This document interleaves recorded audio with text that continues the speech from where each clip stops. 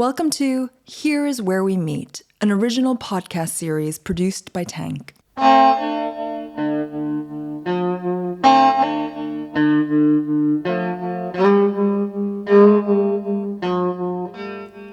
Michael Morris. And I'm James Lingwood, and you're listening to Here is Where We Meet, a series of conversations with just a few of the artists we worked with across 3 decades as co-directors of Artangel, producing extraordinary art in particular places across London, the UK, and beyond. Today, we sit down with artist and filmmaker Jonathan Glazer to revisit Strasbourg 1518, a short Artangel film for the BBC made in rapid response to the COVID pandemic and subsequent lockdown of 2020. At the same time, John was developing the screenplay for his Oscar-winning feature film, The Zone of Interest. Our conversation takes place just prior to its release.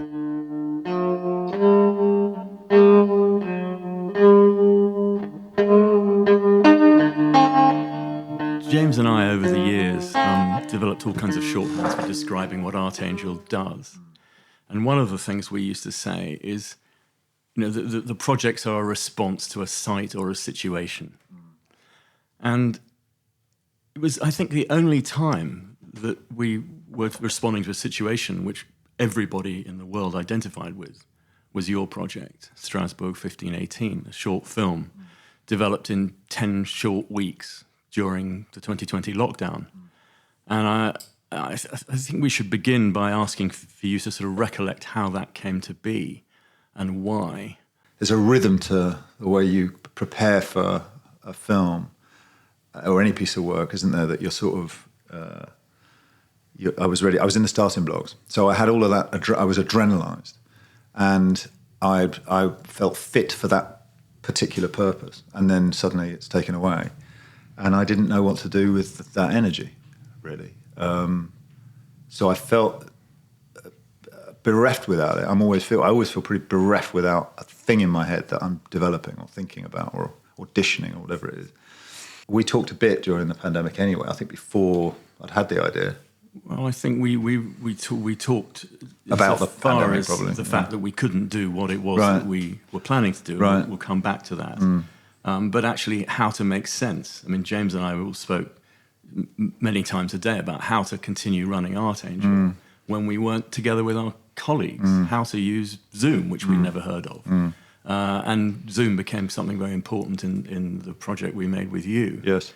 But it was really sort of saying, well, we're in this situation. How can we energize and continue to be creative? I mean, I know specifically how it started for me was a couple of years before then. There was a little bookshop on Camden High Street that was closing down. And I went in there, it was like final day clearance and empty shelves and loads of cookery books. And then literally 2 or 3 books on a high shelf and nothing else. And I had a look at the 2 or 3 books on the high shelf, and one of them was called The Dancing Plague. It was about the dancing epidemic of 1518, which I'd never heard of. Or maybe I'd heard through the Powell Pressburger film a little bit. I was aware of Red Shoes, but I'd never read it. I'd never read about it. And here was this book, and I just read this book cover to cover and put it away. And then I remember Mica Levi, who's a friend of mine, and we were chatting about something, and we often shared books and music and stuff. Going back forward now to 2020, when I was sort of didn't know what to do with myself, and I was on the phone to Mica, and Mica said to me, "Why don't you do something with that book that you read and lent me?" That one suggestion opened up my head. Immediately, I saw the project. So it hadn't lodged, when you read the book first, you hadn't lodged in and think, oh, there's something in this as a filmmaker. I'd always thought there's something in it as a filmmaker, but I think that about a lot of things I read. So you're not committed, you can't commit to everything that, all the ideas that happen between your ears. There was definitely something in it that was compelling. I mean, that's why I shared the book anyway. But it was in that moment, the word plague, and the energy in that book, I think. There was something about the energy of that just spoke to me instantly. And then I remember saying to Mica straight away, let's do it. You would go write me a piece of music that's 10 minutes long. I can't remember how many it was at the time, 10, 11-minute long piece of music. Let's, go and write that. And then Mica said, yeah, all right. I called you, I think, very soon after then. Yeah. Or even before Mica started writing the music. I can't remember. I was just trying to chart the previous sort of 6 years of conversations, and a lot of them actually were about dance. We talked a lot about dance. We even went to Wuppertal together to see Pina Bausch's work, which you were already very interested in. Yeah. And we ended up actually making a dance film with many Pina Bausch dancers, actually. Yeah. We didn't know that was going to happen. Yeah. But actually looking back on it, I think all of the things we talked about, all of the ideas we pursued and developed led to Strasbourg 1518, although we didn't realize that at the time. But it took a pandemic to make it happen, because we couldn't have possibly done anything so fast or raised the money so fast. We raised the money in about half an hour. I didn't really know what it was at the time. Didn't know how we were going to get there. You're absolutely right. The Pina Bausch, for me, that was always, Michael very kindly always inviting me along once a year to Sadler's World, was and remains sort of a cultural highlight of every year for me. It speaks to me on so many levels. It's just joyous, and so something about the need for movement, need for expression, physical expression. I wouldn't be very good at kind of charting how we get to somewhere, but it all makes sense. Emotionally, it all made sense. Well, we called it a collaboration in isolation. That's right. Yeah. Which actually was, in any other time would have been a very strange turn of phrase. We did, and we also made it. There was no kind of hierarchy. Do you remember in any aspect of it? Because there was no. I mean, I'm sitting in my bedroom with my laptop with a Zoom, looking into the bedroom or living room or kitchen of a dancer in Wuppertal or Senegal or wherever. And Darius Konji, who's the cinematographer, is also sitting in his place in Normandy with his laptop, looking at the same image I'm looking at. And we are sort of directing the dancer and maybe the dancer's partner or neighbour who's helping them move furniture or lights around the room, so that it makes sense to the thing we're trying to capture. So they become our crew. I remember in the credits, the credits of the film are alphabetical, and I remember I love that, and I to this day think that all credits should be alphabetical, actually, and or there should be none. So I loved the feeling of it was that we were all authors of it. That's how I remember feeling that. Yeah, and there was, as you say, no hierarchy, because feature filmmaking in particular has a sort of military hierarchy. Yeah. And this was much more of a kind of leveler. Yeah. I mean, I remember feeling that it touched on this strange counterpoint between restraint and liberation that we all felt during the lockdown. It was restraining, but it was also liberating. There were many things about it that were freeing. Yeah, and I wanted to ask, actually, so you had how many dancers? About 8 or 10? I think in the end, we probably filmed 10 and we cut down to 8, I think. Okay. So what was so these dancers were in their own homes or their own living rooms or the room they chose. So that was the kind of environment, times 8 or 10. Yeah. Then what was your brief to them? Well, first of all, empty the room of furniture. So you didn't want lots of cultural signifiers? Didn't want any. Right. I didn't want any furniture at all. I just wanted to use the rooms, the space of the rooms. And then the brief was, we sent them the music. So Mica's music was their script, and they were the author of whatever they were going to do to that. So we'd have a Zoom with them a week or two later, once they'd worked out what they wanted to do, how they'd worked out their movement to that music. And they showed us that. They sort of auditioned that. They just presented their performance, and then that was what they were going to do. And then I didn't want to change anything that they did. I mean, not at that point. I just sort of wanted to see what they wanted to do, their expression in their room was the script for me. I didn't want to manipulate it any more than that at all. It wouldn't have made sense to. And somehow it was then just about, okay, how do we film that performance? And then Darius and I would go off and talk about, if we asked them to put the phone that they were recording it on by the window, then we'd ask them to do it again from that angle, and we'd move it to the back and ask them to do it again from that angle. And the idea was that each of them had to do it during daytime and also at night, because what I knew was that once I'd sort of put all these things, once I'd gathered all of this footage and I started to cut it together, I wanted it to feel and be a kind of unending, really. We would join it mid-dance and we would leave it mid-dance. It was something which was eternal somehow. It was just, and I remember the cutting. I remember wheels were important to me in my head when I was working on it. I remember thinking about that it was sort of wheels within wheels, and that we would get to cut it somehow in that sense. It was about these sort of, each dance was happening while everything was happening simultaneously. I mean, the way it was cut was sort of integrated, so it was as if everything was happening at the same time, but your focus was on a different room. So it was like a room-to-room experience, which was what our experience of lockdown was. We were all in our own silos. Yeah.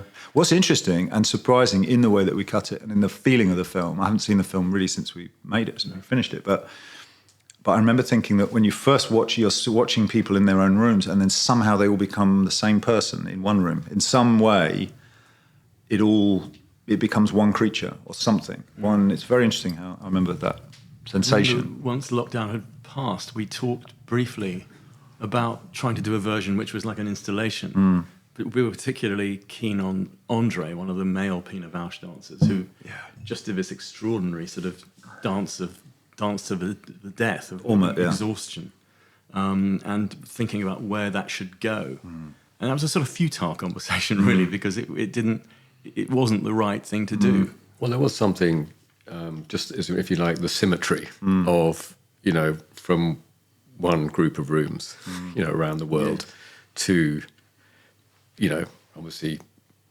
hundreds of thousands of rooms when it was broadcast, was that kind of just going directly, as it were, from one room to the other felt right, rather than a cinematic context or an installation context where you were... that is something that television can offer, can't it? It's like, I always think when television is focused on the domestic and the interior, it translates very well to the viewing experience in... Very much so. Yeah, it's a mirror, The domestic environment, the interiors became completely at one with the interior of the dancers' inner life. Yeah. It reflected what was going on inside them, as well as the room that was actually their prison, in a sense, because they couldn't leave the room. And we couldn't either. So we're watching it in our rooms. We're watching people in their rooms from our rooms. And I remember, we were still in lockdown when it broadcast. Yeah. I think we began talking about it at the end of April, and it broadcast at the beginning of July. I mean, it's very quick. Quite extraordinary. And for you, who always develops films over a decade, perhaps, and Artangel, who we tend to spend 4 or 5 years doing something, it was actually a very, very positive experience doing something so quickly, even though it was a difficult circumstance. And it was. It had to be that, and it just kind of poured out, didn't it? Have you ever made anything else with that as quickly speed or urgency? I mean, not since I was a student. Right. I mean, no. I would say no. I don't think so.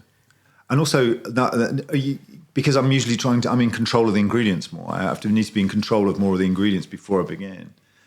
I have to understand. Okay, if I need to audition an idea very carefully, so that I know I'm going to want it, or I believe I'm going to want it, in order to then, assign some of the budget to everything that will mean that we can go and film in that we can go and film that scene, people, transport, locations, and all the rest of it. So, whereas this was, I didn't need any of that. I didn't need to think about any of that at all. All we had to do from a production point of view really was to get telephones. Yeah, because you couldn't even have got equipment. No, exactly. We Amazoned, I think we Amazoned telephones and a tripod and a microphone to each of the dancers. Just so that the picture was consistent and the sound was consistent. Yeah, exactly. Which was about the only necessary kind of parameters. I think a lot of people at the time, well, not a lot of people, but I know that other people at the time were obviously filming things in rooms, because that's the only place people were. I mean, that's where we all were, in rooms or gardens. So people were making things at the time. But there was something about... I think it was something about these dancers, about these particular dancers that was just, as you said, they were restrained, but at the same time they were completely free. So you know, it was them. It was them. They brought the blood of the film. You know. I mean, I'm just thinking back to when we first met. I think we were introduced by Tessa Ross because you had an idea. And I just dug out an email that I wrote to James at the time and saying, "Oh, James, I've been meaning to share with you the conversation I've been having with Jonathan Glazer. It imagines two musical ensembles facing each other on top of the midsection of Cathedral Rock in Sedona, Arizona, approximately 1,200 meters high, as attached. The ensembles are filmed, taking it in turns to play and listen to one another. Working title, Summit."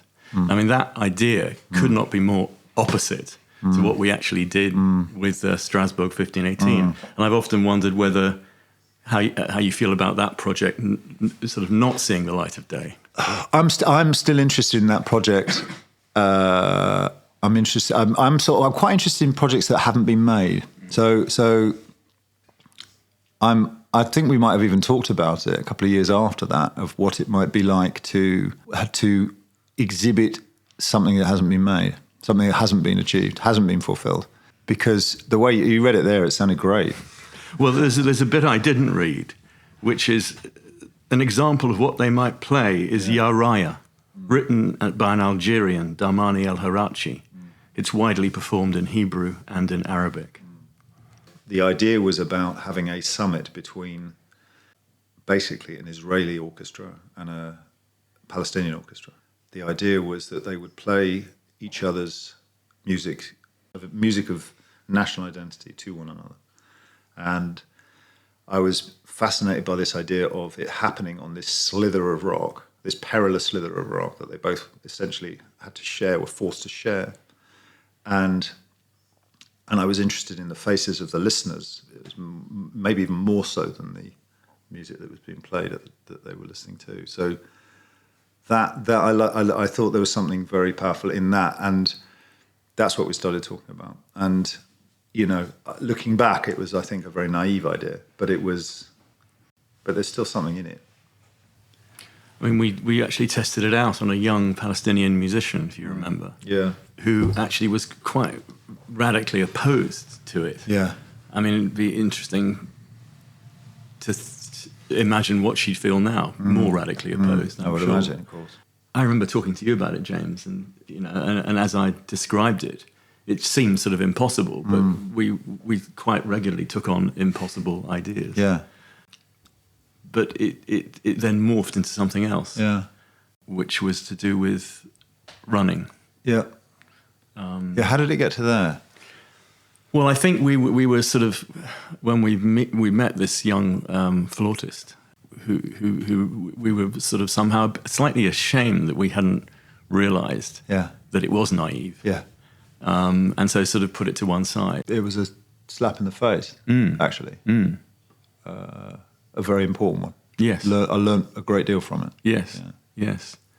But then this is another sort of extract from an email to Artangel's board in 2019, which said, the project with Jonathan Glazer is called Human Race, and it involves the mass participation of runners in relentless and continuous forward motion. A crawling figure, slowly and painstakingly, forges their path through a mobile forest of pounding feet. Like a camera on a dolly, the viewer is moved through the scene on a conveyor belt, which is witnessed from different perspectives, as if in a seamless single take. And I'm not sure how we got from the top of a mountain to someone crawling through a crowd of runners. Well, I think there's a lot between those two ideas. I can see there is a connection, I think, between them. I'm not 100% sure what it is, but that was about, and actually, in a way, that relates in some ways going forward to Strasbourg, which is something which had no beginning and had no end as well. Yes. Something important about that. We actually did try out. We spent a weekend in a gym. Yeah, we did. With runners and a crawler. Yeah. Well, in the sense that it's focused on the body, right? This Yeah. is a body under duress. It's body under duress, and also the inexorable movement of our species, really, and how we were. The idea was to find a space where you could hear it from the street. I remember that we would somehow hear that pounding that you didn't know what it was, but you'd be on the street and you'd hear it coming from a building or somewhere underground or whatever. And then you'd go in, and I remember you were going, I sort of remember the ideas of coming into a space, and like Michael says, you're on a sort of Tower of London kind of crown jewels conveyor belt going past this event, which is underway, and you leave while it's still underway. And you just have a sort of 2-minute time with it. You just have 2 minutes with it, but it's always happening. Somehow it's like a sort of, so you feel it's just 24 hours a day, 7 days a week. It's just ongoing. I remember the crawler's eye line was at your eye line. That's right, yeah. So that the viewer could empathise with the crawler. The only face you saw straight on was the crawler. Yeah, that's right. And you couldn't help him or her. No.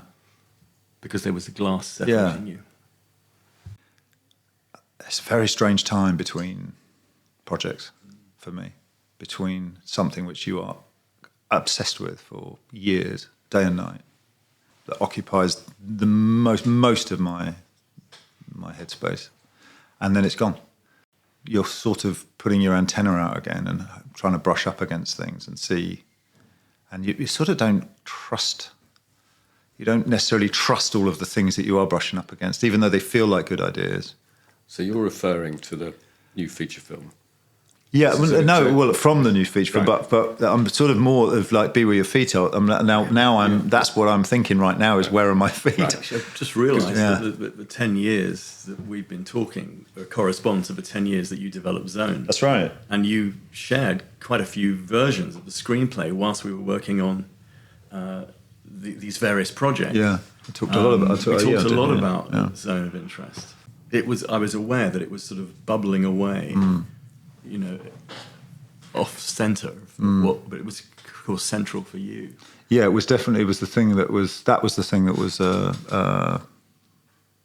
driving me forward. But the space now that I have finished that, and it did take me as long as it did, and it's particularly it's a lot of dark energy to be living with for that period of time, and so I'm very it takes a while to shed that. It's not overnight by any stretch. But I'm beginning to do that now. So it must be a strange experience as a filmmaker that it's wrapped a long while ago. Yeah. It's begun to come out into the world. Yeah. But then you have to live with it, travel with it, talk about it. Yeah. That must take up a lot of... That's not my natural habitat. Probably answering many of the same questions. Yeah, bored with sounding your own voice and all that stuff. I mean, that's happening now, and it's you sort of also you don't. It's not yours anymore. For all the right reasons, it's not yours anymore. I don't want it to be mine anymore. I've never looked at anything I've finished again. Once I've finished it, that's it. Last time I saw Strasbourg was when it played on TV. Yeah, but I think that's true with a lot of artists who once a work is finished, it's somehow evacuated from their consciousness. And you don't need to revisit it. Really. No, but this particular time now, I've been to the Philip Guston 3 times now, and I've read some of the interviews and essays about him and the conversations he was having, and in one he was talking about what it's like after he's finished a canvas, like a canvas that he most struggled with for months, and when he's finished it, and then this piece, this sort of magic hour, where there's a sort of, he hasn't yet had the warning, the tap on the shoulder of this thing that says, okay, I'm next, the next thing that insists itself on you. There's a space between the finishing of that canvas where he can take his wife out for dinner, lie in the park, read a book, take the dog out, see his friends, just without the weight of a new canvas, of a new artistic impulse. That space he talks about how important that was for him, and I'm trying to get to it. It's really hard to get to. I think Guston went back into his studio again. But it must be unnerving, sort of being in that space when there isn't an obsession in the middle of it. Yeah, you sort of wonder who you are. Yeah, you really do. Yeah. You realise how much of it takes, how much of you is that thing that when it's gone, when it's not there, you just, whoa, I don't really know what I'm doing. What did you think of? You mentioned Philip Guston. Yeah. What do you think of this obviously controversy that flared up. Yeah. At the time of Black Lives Matter started, and the exhibition was pulled because of Guston kind of inhabiting this persona of a Klansman. I don't see how anybody could take offence to it. I just can't imagine it myself, taking offence to it or being super sensitive. I mean, it endures. It's clear what it's about. I know where his heart is. Do you know what I mean? I can see where his heart is in that work, no question. So I don't see how that could be misinterpreted. It was probably a symptom of another kind of fear that arose at that particular time. Yeah, I guess. Particularly in the States, there is a tremendous risk aversion. Yeah. Which probably in retrospect seems overly risk averse. Yeah. But anyway, that space, that period between two projects is a very strange one. I am in it now. What happens for me is I audition ideas in my head. I live with them. They orbit. They're in orbit, It must be a hard moment to trust an idea, to sort of settle on an idea. Yeah. Because you know what I mean? You're not quite sure if you trust yourself at that point. Exactly. It is. And there's a few floating around as well. It's quite interesting. It's quite a productive period.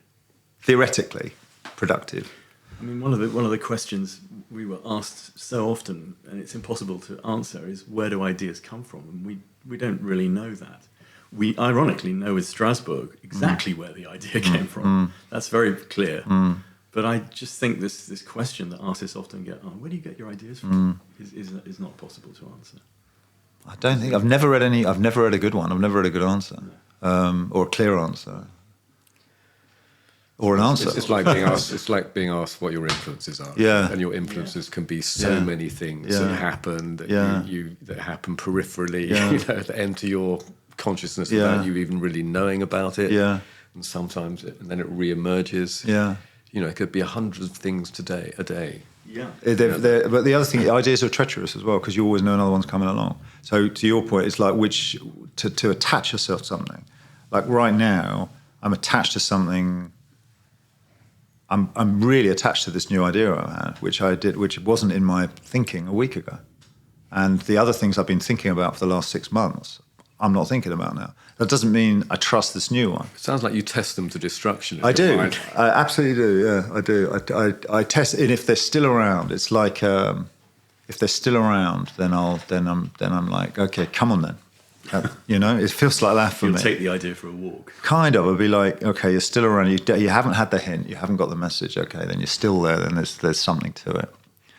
I do. I test it. I test it out. I want to know that it's fertile enough, and I'm going to be interested enough in it for as long as it takes to achieve. Whether that's a month or 20 years, no interest. No, the time is not relevant to me. It's am I going to want to be doing that for? Am I to invest in? Am I interested enough in it to commit to it? Can I live with this idea? Can I live with this idea? Will this idea constantly teach me things? Will it always offer new things? How fertile is it? And I think those are the ones I run with. So the zone of interest now being out. Well, by the time people listen to this, it will be out and about. Yeah. Does that mean you don't live with it anymore? You mean now? No, I do. I still live with it. I still live with it because I'm trying to watch. I'm watching it taking its steps. I'm watching it stumble about and get onto its feet and then fall back on its knees and get up and walk. And I'm watching that happening. Yeah, like a parent, And the release of it in terms of what's going on in the world is obviously. Yeah, that's alarm. I mean, obviously, what I wrote and have been thinking about predates the current kind of horrors by years. I am concerned. I'm not concerned. What can I do about it? Nothing. But the film may well become propagandized. It may well become used as a kind of evidence of, this is what happens if, or this is what happens if. And I can see it being. I can see, it's such a binary conversation going on the whole that I can see it being battered around, somehow. But I also know that why I made it and what it's about is not political. It's human, and And there's something about that simple clarity of why do human beings behave like this to other human beings that remains true, whatever the noise around it is. So I'm obviously super conscious of it, but I don't know. I think it's all right. I think it'll be okay. Yeah, and there is a sort of truth to it that goes deeper than politics, as you say. But we're living at a time where things are instrumentalized and weaponized very, very easily in this binary situation where you're either with us or against us. And your film is not about that. No, I don't think it is at all. So that's why I'm not worried about it. But I think at this point there's a sort of suspicion of it, that it's a film like other films that have preceded it, in the same territory, the same subject matter, that it's going to be that again, which it isn't. Let's see. We'll find out when it's out in the world.